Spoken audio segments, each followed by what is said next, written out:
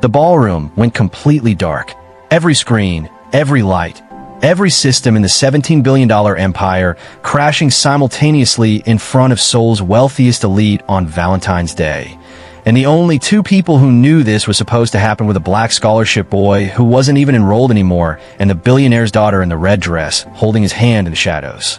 This was either going to be the most spectacular save in corporate history, or the most public destruction of two lives caught falling in love across a divide the world said they could never cross. 72 hours earlier, Daniel had been expelled. His scholarship revoked, over $800 in mysterious fees he couldn't pay.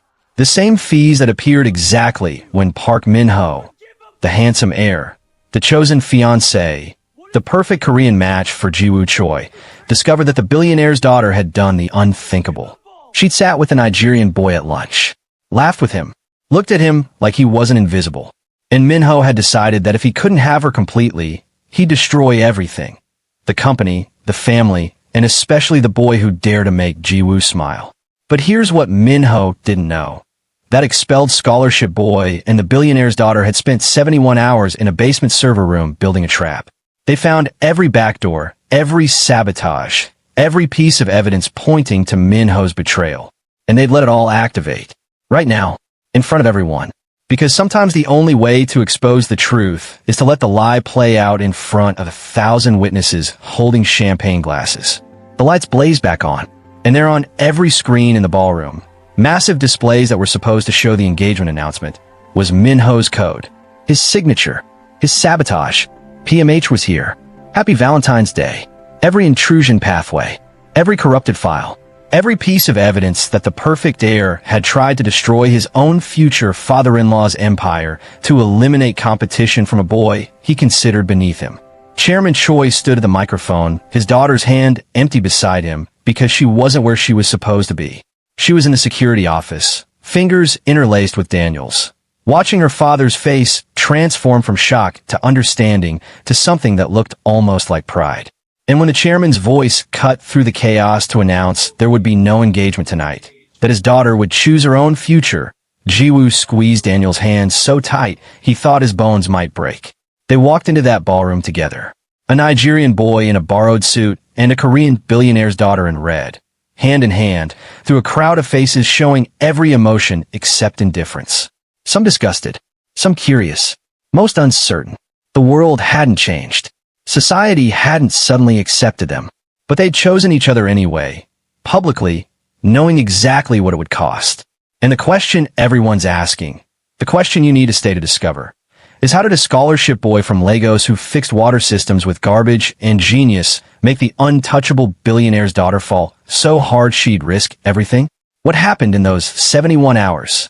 What did he say? What did she see in him that she'd never seen in a lifetime of wealth and privilege? If you're dying to know how Daniel went from invisible to indispensable, how he turned a billionaire from enemy to ally, and how two people from completely different worlds built something society said was impossible, hit that subscribe button right now and turn on notifications because you need to hear this story from the beginning. Smash the like button if you believe love is a choice worth making even when the whole world's watching. This is the story of Valentine's choice, and trust me, you've never heard anything like it.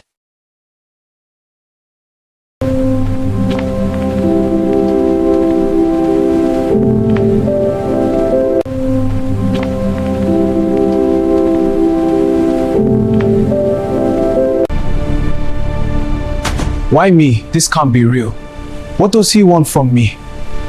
I have the paperwork right here. Sir, we need to verify that. It's all in order, officers. Hold on. The metrics are clear. We need to act now. I see it, but how do we contain the breach? We isolate the core systems immediately. We must resolve this tonight. I understand, but the timeline is tight. Then make it happen. The responsibility is yours. And Daniel had exactly 3 minutes to figure out why a man worth $8 billion wanted to see a scholarship boy from Lagos before his entire future collapsed. The acceptance letter in his pocket had one line that made no sense. Report to Chairman Choi's private office before orientation. No explanation. No context.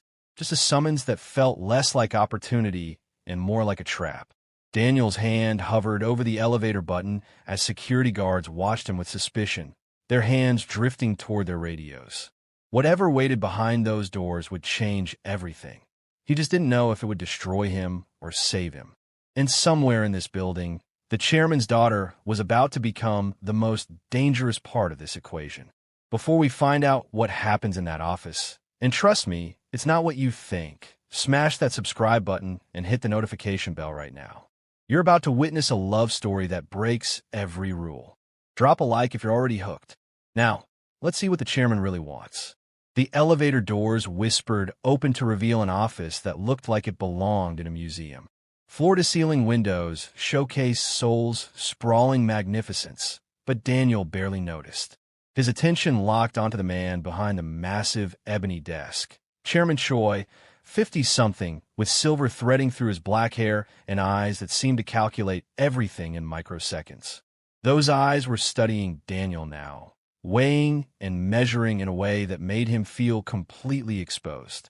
Chairman Choi didn't offer pleasantries, didn't shake hands, just stared at Daniel for 15 seconds of suffocating silence before sliding a folder across the desk. Open it. Inside were printouts of Daniel's code, his personal projects, his scholarship application, even his social media posts from Lagos. Everything. The chairman had investigated every corner of his life. You built a water distribution system from garbage and genius, the chairman said flatly. My billion-dollar company can't solve a problem you could probably fix in a week. That should embarrass me. Instead, it's why you're here. Daniel's hands tightened on the folder. You want me to fix something. I want you to save everything. And you have 14 days.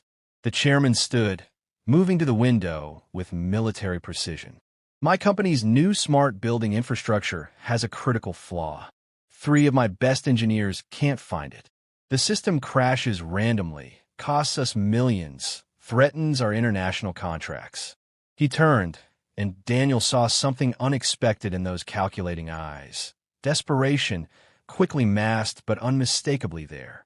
You'll work after school hours, report directly to me, and tell no one about this arrangement. Not the other students. Not the teachers. He paused, something shifting in his expression. Especially not my daughter. The mention of Ji-Woo sent an inexplicable chill down Daniel's spine. Why would the chairman specifically mention her? What did she have to do with any of this? If you succeed, Chairman Choi continued, I'll personally fund your entire university education. Full scholarship to any institution in the world.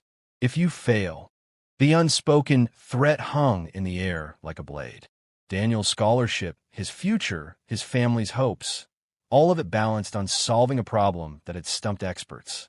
I'll do it, Daniel heard himself say, though every logical part of his brain screamed at him to run.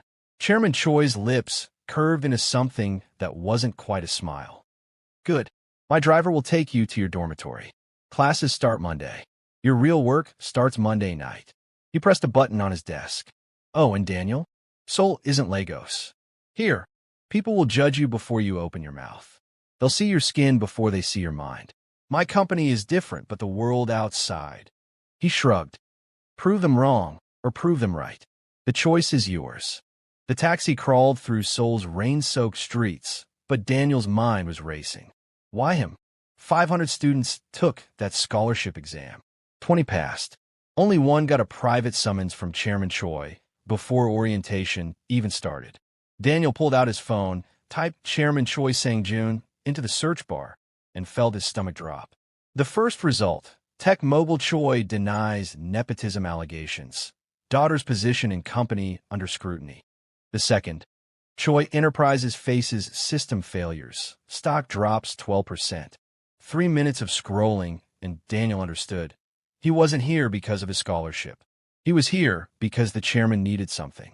And desperate billionaires were dangerous. The taxi dropped him at the academy dormitories just as the sun began setting, painting Seoul in shades of amber and crimson.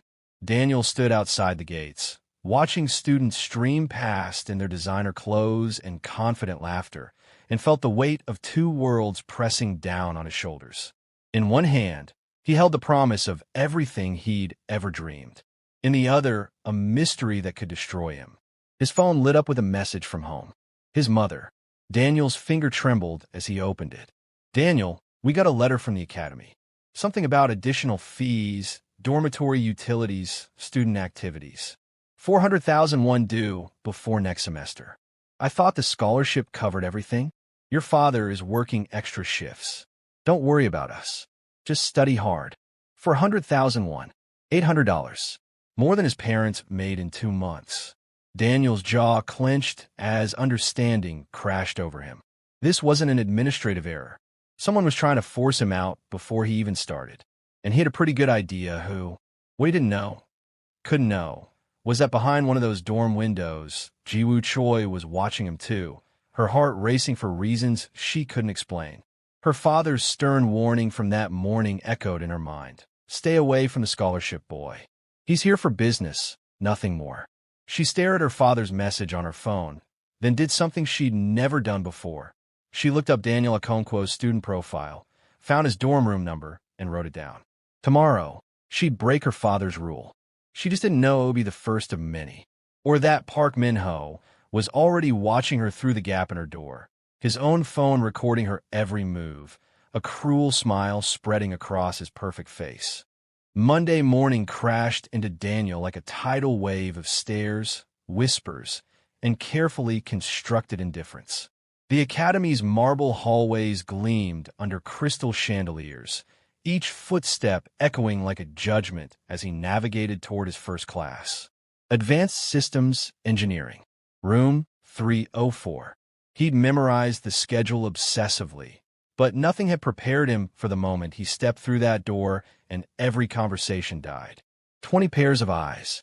Daniel counted them as he stood in the doorway, frozen like prey. A girl in the front row whispered to her friend, not even bothering to lower her voice. Is that the charity case? Laughter rippled through the room. Soft, casual, cruel. Daniel's jaw clenched. He'd survived Lego streets, power outages, and poverty. He could survive this. He moved toward an empty seat, each step deliberate, refusing to hurry or hide. Then Min-ho's voice cut through the air like breaking glass. That seat's taken. Park Min-ho leaned back in his chair, his watch catching the light. Probably cost more than Daniel's family's apartment. Actually, most seats near us are taken. You might be more comfortable elsewhere. Daniel stopped, turned, met Min-ho's smirk with steady eyes. Then I'll find another. His accent was thick, foreign, and he didn't apologize for it. Min-ho's smirk faltered just for a second before returning sharper. Good luck with that. But Daniel had already spotted a seat by the window. Isolated. Perfect. He sat down, pulled out his notebook, and wrote one word at the top of the page. Survive. He underlined it twice. Class began, Professor Kim launching into complex theories about integrated building systems with barely a pause for breath. Daniel forced himself to focus, taking meticulous notes, but his awareness kept drifting to the empty seat in the middle row. Reserved, obviously, for someone important. 10 minutes in, she appeared. Ji-Woo Choi stood in the doorway, and the room's energy shifted like gravity had changed direction. She wasn't just beautiful. Daniel had expected that from her photos. It was the way she looked at the classroom, at the social hierarchies and invisible boundaries, with barely concealed exhaustion. Like she was tired of a game she'd been playing her entire life. Their eyes met for exactly 3 seconds. In that brief eternity, Daniel saw recognition flicker across her face. Not of him specifically, but of something familiar in his isolation.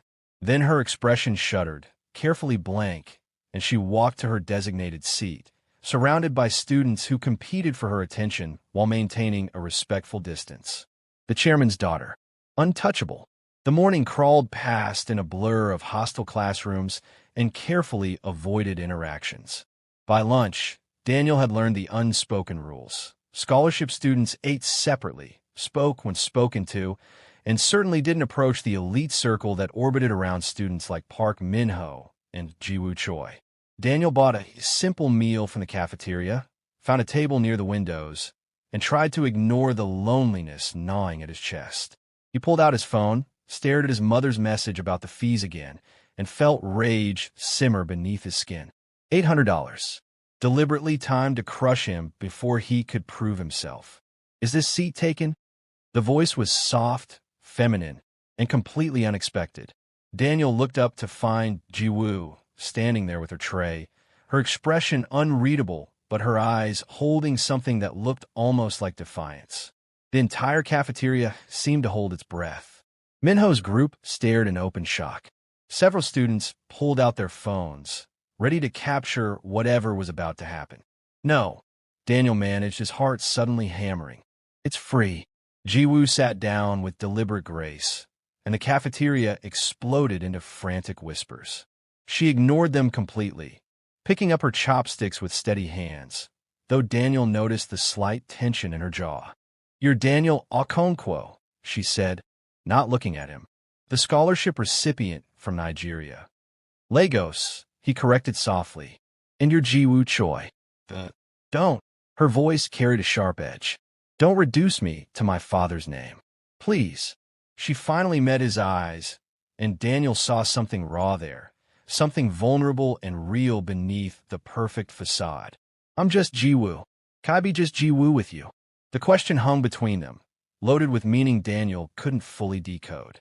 Behind her, Minho stood up from his table, his face flushed with anger or embarrassment, maybe both. Several students were definitely recording now. This moment would be all over social media within minutes. Ji-Woo had to know that. Yet she sat there, calmly eating, waiting for his answer. "Just Ji-Woo," Daniel agreed, and something shifted in the air between them. A connection forming, fragile and dangerous and impossibly necessary.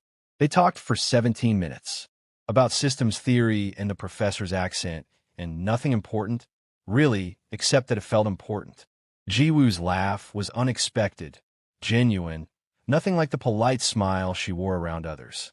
Daniel found himself relaxing, forgetting the stares, the whispers, the phones recording their every word. For 17 minutes, they were just two students sharing lunch. Then Minho appeared at their table, his smile sharp enough to cut. "Ji-Woo, your father called my father this morning. About the merger dinner this weekend." The message was clear. Remember who you are. Remember your obligations. Remember this scholarship boy is not part of your world. He's expecting you to attend. With me. Ji-Woo's expression went carefully blank again, the walls slamming back into place. "Of course. Thank you, Minho." She stood, gathering her tray, and for a moment her eyes met Daniel's again. In them, he saw an apology, a warning, and something else, a promise, maybe your question. Then she was gone, swept back into the orbit of her world, leaving Daniel alone with the wreckage of 17 perfect minutes. A message lit up his screen. Unknown number. Building Systems Lab. Tonight, 9 p.m. Side entrance. Come alone. CSJ. Chairman Choi. The real reason Daniel was here. Daniel looked across the cafeteria to where Ji-Woo sat, surrounded by wealth and expectations, looking more alone than he felt. His roommate, June, slid into the seat Ji-Woo had vacated. "Bro, are you insane? Do you have any idea what you just did?" "Had lunch." "You had lunch with Ji-Woo Choi." The Ji-Woo Choi. Park Min-ho's future fiancée. The chairman's daughter. June's eyes were wide with horror. "Min-ho's already posting about it. You're trending on the Academy's social page. And not in a good way." Daniel's phone buzzed again. Another message, different number. "Thank you for lunch. I haven't laughed like that in months. I know my father probably said things tonight. Don't listen.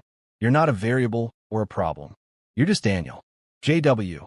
What neither of them knew was that Minho had already texted Chairman Choi a photo of their lunch together, with a simple caption, "Problem." Daniel descended the concrete stairs to the Building Systems Lab at 8:57 p.m., his footsteps echoing in the sterile fluorescent light. Chairman Choi waited beside a massive server array that hummed with quiet menace, his face illuminated by screens displaying what should have been routine data. But nothing about those screens looked routine.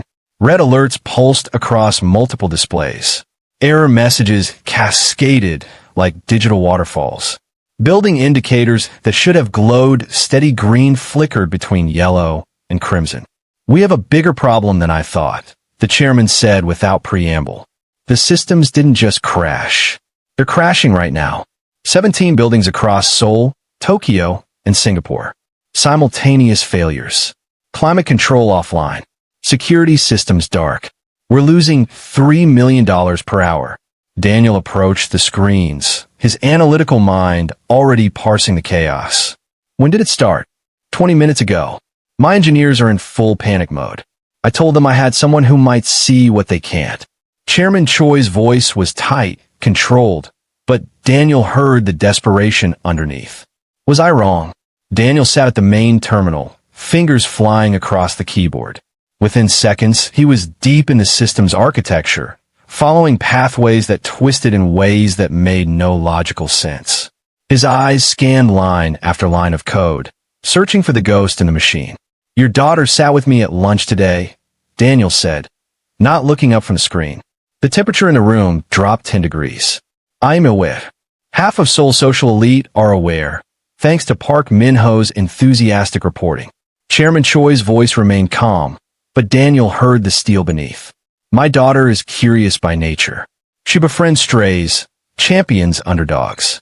It's admirable, but impractical. Don't mistake momentary kindness for anything more. Daniel's jaw tightened, but he kept his eyes on the code. I wasn't planning to. Good. Because Ji-Woo's future is already mapped. Strategic marriage to someone like Park Min-ho, succession planning for the company, public image carefully maintained. The chairman moved closer. You're a variable that doesn't fit the equation. I respect your intelligence, Daniel. That's why you're here. But respect has boundaries. My daughter is beyond those boundaries. Are we clear? Perfectly clear, sir. Daniel highlighted a section of code, forcing his mind back to the problem even as anger simmered in his chest.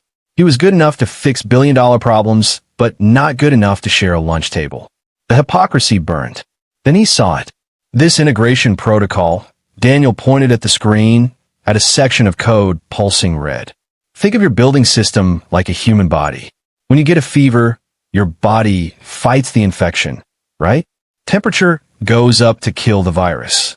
The chairman nodded slowly. Of course. This code does the same thing. When it detects a problem, it tries to fix itself. But there's no mechanism to stop the fix once the problem is solved. So the body keeps raising the temperature and raising it until the cure becomes the disease. The chairman finished, understanding dawning in his eyes. The system crashes trying to fix a problem that's already fixed. Exactly. Your buildings are dying from trying too hard to stay alive. Daniel's fingers flew across the keyboard, pulling up diagnostic logs. But there's something else. Something worse. He zoomed in on a specific code block, and his blood ran cold. This isn't just a design flaw. Someone modified the protocols. Recently, within the last 72 hours, Daniel traced the modification signature, his heart sinking as the truth crystallized. Someone with access to your development servers deliberately corrupted the fail-safes I was supposed to fix. Chairman Choi leaned closer, his face hardening. Who? Daniel pulled up the access logs, and there it was, clear as confession. Lead engineer Park, Min-ho's father. The silence that followed was absolute. Outside the server room, Seoul pulsed with nighttime energy, millions of people living normal lives, unaware that in this basement, a war had just been declared. Why would he? Chairman Choi stopped, his jaw clenching as he worked through the implications. The merger. If my systems fail catastrophically, especially during a public event, the international investors will pull out. Park's company stands to gain the contracts we'd lose. It's not just business, Daniel said quietly. Min-ho knew about your warning. Knew I was working on the systems. This is personal. Chairman Choi pulled out his phone, his fingers moving with lethal precision. I'm calling an emergency board meeting. Park will be removed. No. Daniel's voice cut through the chairman's fury. If you move against him now, he'll know we found the sabotage. He'll have time to cover his tracks, destroy evidence. And the systems are still crashing. We have maybe 6 hours before permanent damage occurs. Then what do you suggest? Daniel stared at the cascading errors, his mind working through possibilities, calculations, risks. I can fix this. Rewrite the protocols from scratch. Bypass the corrupted sections entirely. But I can't do it alone. I need someone who knows these systems as well as your engineers do. Someone you trust absolutely. My senior developers are probably compromised if Park had access this long. Daniel turned to face the chairman fully. I need Ji-Woo. Absolutely not. She knows these systems. I've seen her transcripts, read her independent study proposals on integrated building management. She's been preparing to run this company her whole life, and you've kept her decorative and powerless. Daniel stood, meeting the chairman's eyes without flinching. You want this fixed? We fix it together. Ji-Woo and me. Partners. The chairman stared at him for a long, terrible moment. His phone buzzed, another alert, another building going dark, another $1 million lost. Finally, he picked up his phone. Ji-Woo, he said when she answered. Come to the operations center. We have work to do. Father? It's almost midnight. Now, Ji-Woo. And he glanced at Daniel, something shifting in his expression. Bring your system architecture notebooks. All of them. 20 minutes later, Ji-Woo burst through the server room door, her hair pulled back, her eyes bright with confusion and excitement and fear. She froze when she saw Daniel. You, she breathed. Me, Daniel confirmed. She turned to her father. What's going on? Chairman Choi gestured to the screens, to the chaos spreading across his empire. Your lunch companion is about to save or destroy everything we've built. I haven't decided which yet. He looked between them, resignation and something that might have been respect crossing his features. You have 6 hours. Fix this, and I'll consider that maybe I've been wrong about more than just my systems. Ji-Woo moved to the terminal beside Daniel, her shoulder almost touching his, and pulled up her own access codes. Where do we start? Daniel smiled despite everything. The beginning. We rebuild from the ground up. As they dove into the code together, their fingers moving in unconscious synchronization, neither noticed Chairman Choi watching them with an expression that was equal parts fear and wonder, or that he'd just received a message from Park Min-ho. Enjoying the fireworks? This is just a preview. Valentine's Day will be the finale. 3 a.m. The server room hummed with tension and exhausted determination. Empty coffee cups littered every surface. Ji-Woo's hair had escaped its tie, falling around her face as she debugged another section of code. Daniel's eyes burned from screen glare, but his mind had never been clearer. They worked in perfect rhythm, Daniel rebuilding core protocols while Ji-Woo stress-tested each module, finding vulnerabilities he'd missed, suggesting optimizations he hadn't considered. Chairman Choi had left an hour ago to handle the panicking board members, leaving them alone in the digital battlefield. There, Ji-Woo said, pointing at a particularly elegant solution Daniel had coded. That's brilliant. The recursive check prevents the cascade failure without compromising response time. Your load balancing algorithm made it possible, Daniel replied. I couldn't have seen that approach. Ji-Woo leaned back in her chair, rolling her shoulders. Do you know what I was studying before my father forced me to switch majors? Her voice was barely a whisper, but it cut through the server hum like a confession. Daniel looked at her, really looked at her, and saw exhaustion and longing warring in her expression. Environmental engineering, she continued. I wanted to build sustainable water systems for developing regions. I had a whole plan, internships with NGOs, field work in Southeast Asia, making actual change. She laughed bitterly. My father said it was a phase. That Choi Enterprises needs a leader, not a charity worker. So now I study business management and smile at merger dinners and pretend I don't dream about something bigger. She turned to face him fully, her eyes fierce despite the tears gathering there. You're building water systems from garbage in Lagos. You're living a life I'm not allowed to want. That's why I sat with you at lunch. Not because you're different, because you're proof that the life I want is possible. Daniel's chest ached. Ji-Woo. I'm engaged, you know. The words came out flat, dead. Not officially announced yet, but it's decided. Park Min-ho. My 21st birthday is in 3 weeks, Valentine's Day. The engagement announcement is scheduled for my birthday gala. My father and his father have been planning it since we were children. The revelation hit Daniel like physical force. You can't be serious. I wish I wasn't. Ji-Woo's hands trembled as she pushed hair from her face. Min-ho's nice enough, I suppose. Handsome. Rich. Perfectly suitable. and I feel absolutely nothing when I look at him." She paused, the silence stretching between them like a bridge or a chasm. Daniel couldn't tell which. "Then you walked into that classroom, and for the first time in years, I felt something. Curiosity, interest, hope that maybe someone in this school could see me as just Ji-Woo." Her voice cracked. "Tell me you feel it too. Tell me I'm not crazy." Daniel should have lied. Should have protected them both with careful distance. Instead, he reached across the space between them and took her hand. Her fingers were cold, trembling slightly, and when they wrapped around his, something in his chest cracked wide open. "You're not crazy," he said quietly. "I feel it too, and it terrifies me." They sat like that, hands intertwined, the code forgotten for 17 perfect seconds. Through the window, Seoul pulsed with pre-dawn energy, millions of people sleeping through a moment that felt like the world shifting on its axis. Ji-Woo squeezed his hand tighter. "I want to fight, not just accept what's been decided. But I can't do it alone." "What are you saying?" "I'm saying the gala is in 3 weeks. The engagement announcement will be made in front of Seoul's entire elite. But the building systems you're fixing, they're the foundation of our international expansion.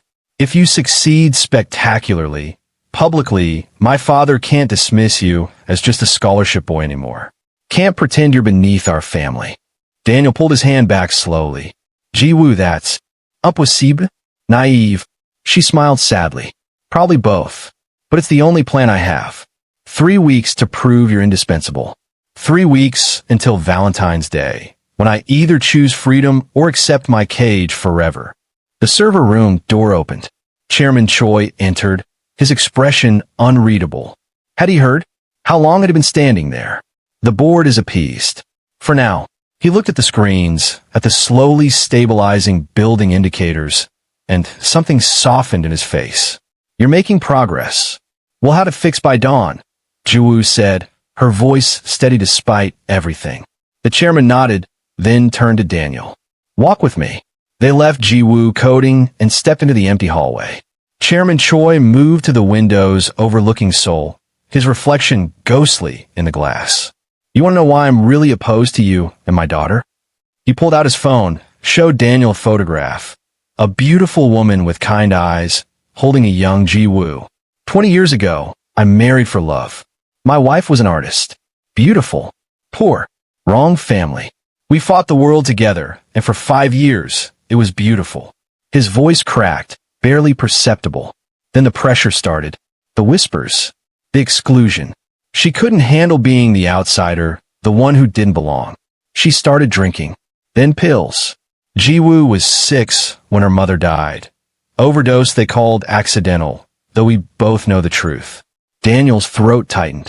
"I destroyed the woman I loved by making her fight battles she didn't choose," Chairman Choi continued. "The world wasn't ready for us.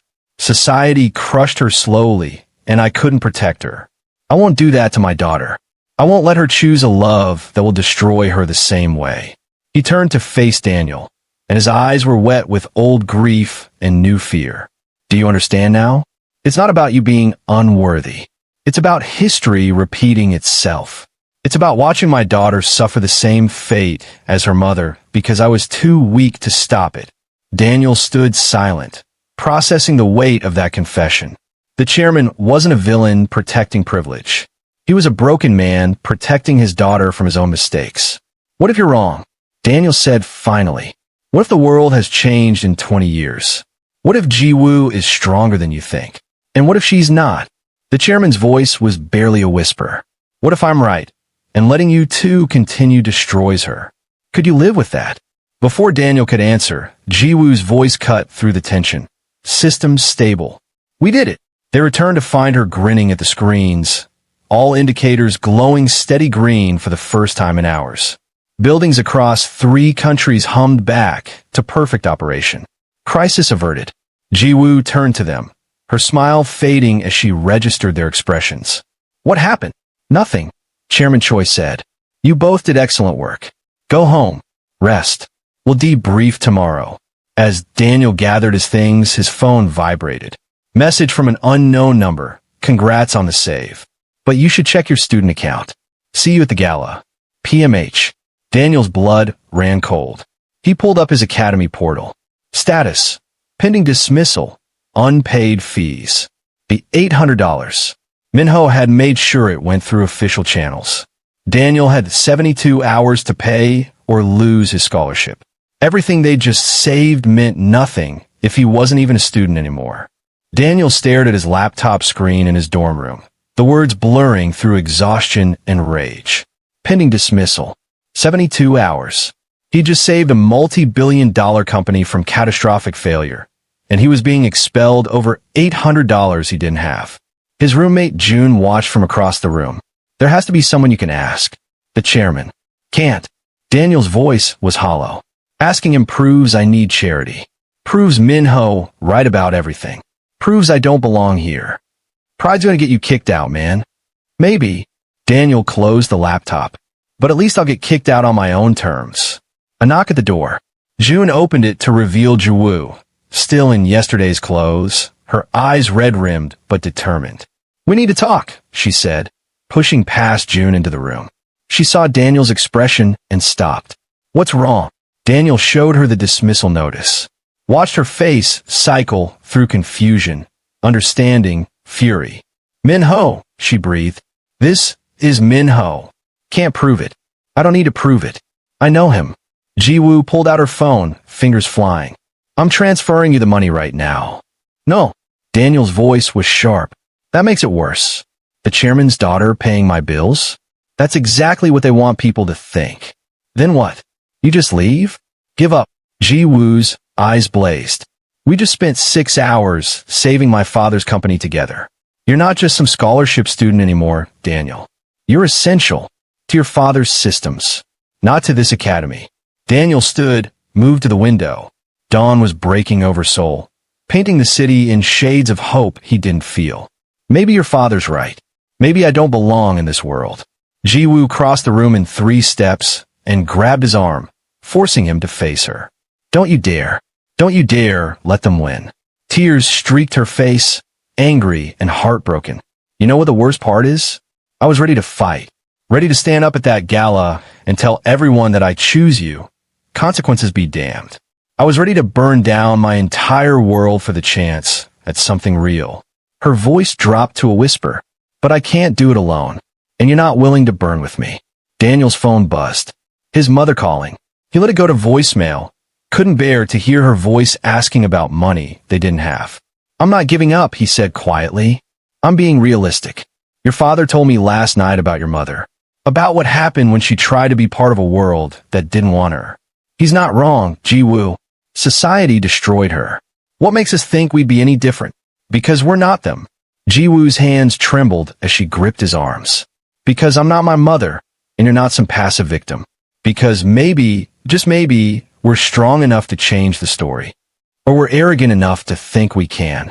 Ji-Woo released him, stepping back, her expression crumbling. So that's it? You're choosing for me, deciding what I can handle. Well, I'm allowed to risk. I'm trying to protect you. You're just like him. Just like everyone who's made my decisions my whole life. She moved to the door, her voice breaking. I thought you were different, Daniel. I thought you saw me. But you just see what you think I should be. Another fragile thing that needs protecting. She left, and Daniel stood in that dorm room as dawn light flooded the space, replaying her words, questioning everything. Yoon Wisidlo. Man, you really screw that up. She'll thank me eventually. Will she? Or will she resent you forever for making her choice for her? Yoon set up. Look, I don't know anything about love or billionaires or any of this drama. But I know that girl just offered to fight the entire world with you. And you said no. That's going to haunt you. Daniel's phone buzzed again. This time, a message from Chairman Choi.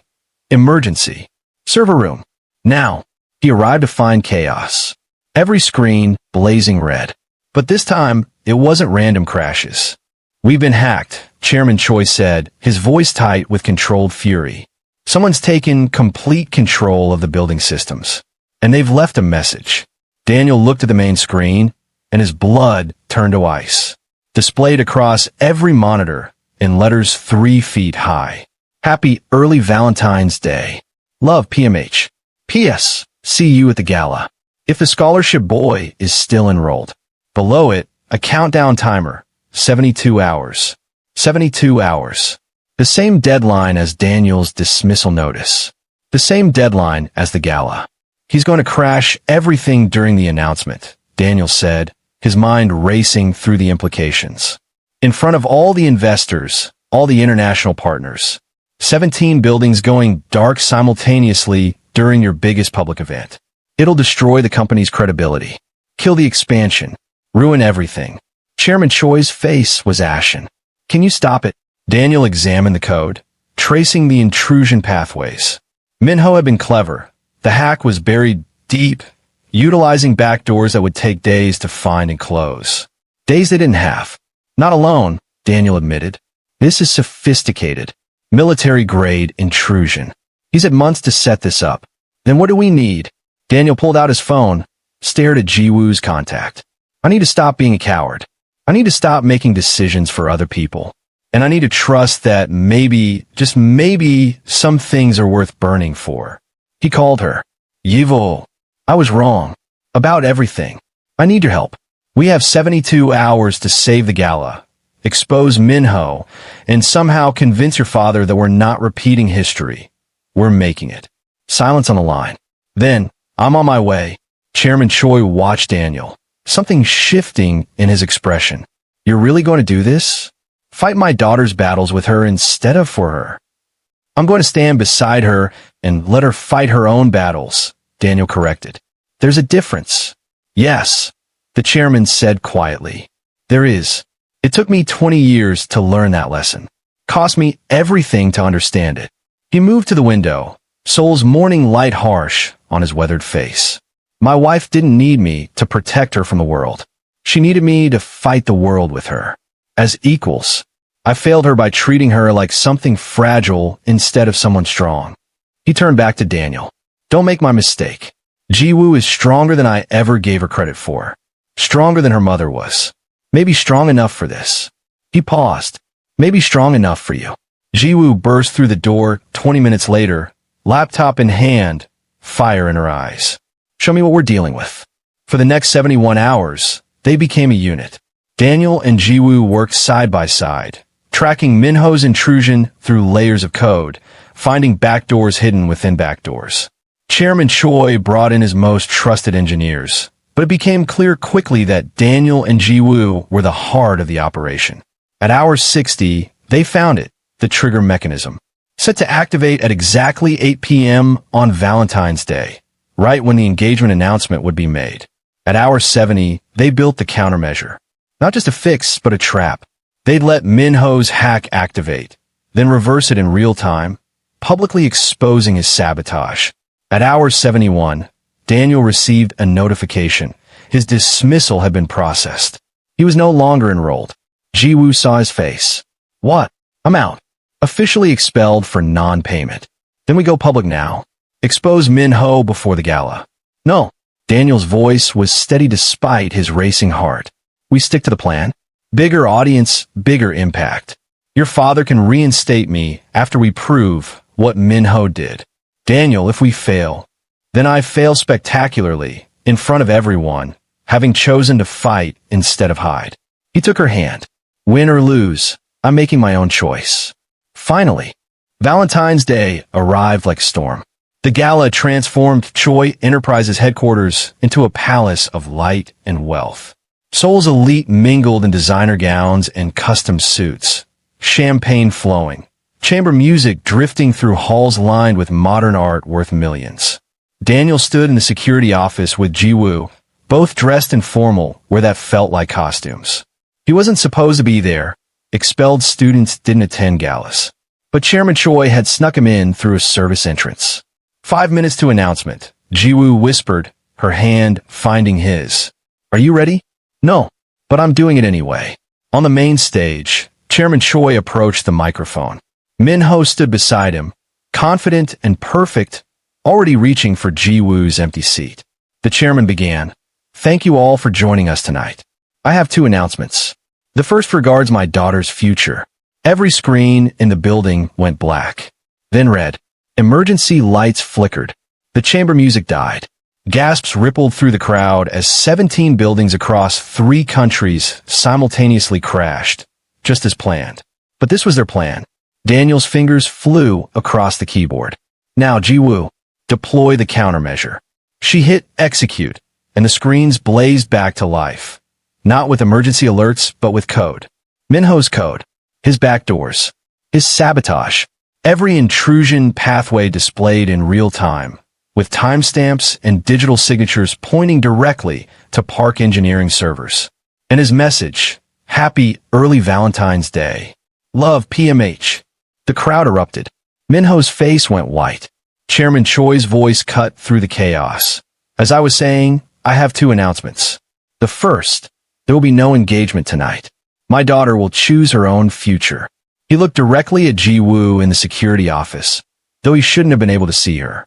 The second announcement, I'm promoting our youngest systems architect, Daniel Okonkwo, the scholarship student who just saved this company twice, will be joining our executive development program.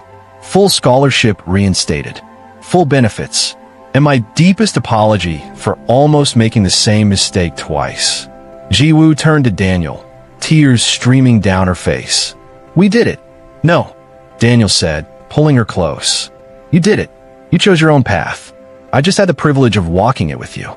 They emerged from the security office hand in hand, into a crowd that was equal parts shocked and fascinated. Some faces showed disgust. Others showed curiosity. Most showed uncertainty, the world shifting, old rules bending. Chairman Choi met them at the base of the stage. This won't be easy, he said quietly. Society doesn't change overnight. There will be backlash. Consequences. I know, Ji-Woo said, but we'll face them together, as equals. The chairman looked at Daniel, really looked at him, and slowly extended his hand. Prove me wrong. Please. Prove that love can survive what killed my wife. Show me that the world has changed enough, or that you too are strong enough to change it. Daniel shook his hand. We'll try, sir. That's all anyone can do. As they walked out into Seoul's Valentine's night, hand in hand, Daniel thought about his mother's message, about Lagos nights coding by candlelight, about the long journey from there to here. Nothing was certain. The world hadn't magically accepted them, but they'd chosen each other, publicly, with full knowledge of the cost. And sometimes, choice was the only freedom that mattered. If you felt every moment of this journey, hit that subscribe button and turn on notifications for more stories that'll make you believe in fighting for what matters. Smash the like button and drop a comment. Would you burn your world for love or play it safe? Share this video with someone who needs to hear that choosing your own path is always worth it, even when it's terrifying. Thank you for watching, and remember, the best stories aren't the ones chosen for us. They're the ones we choose to live, no matter the cost.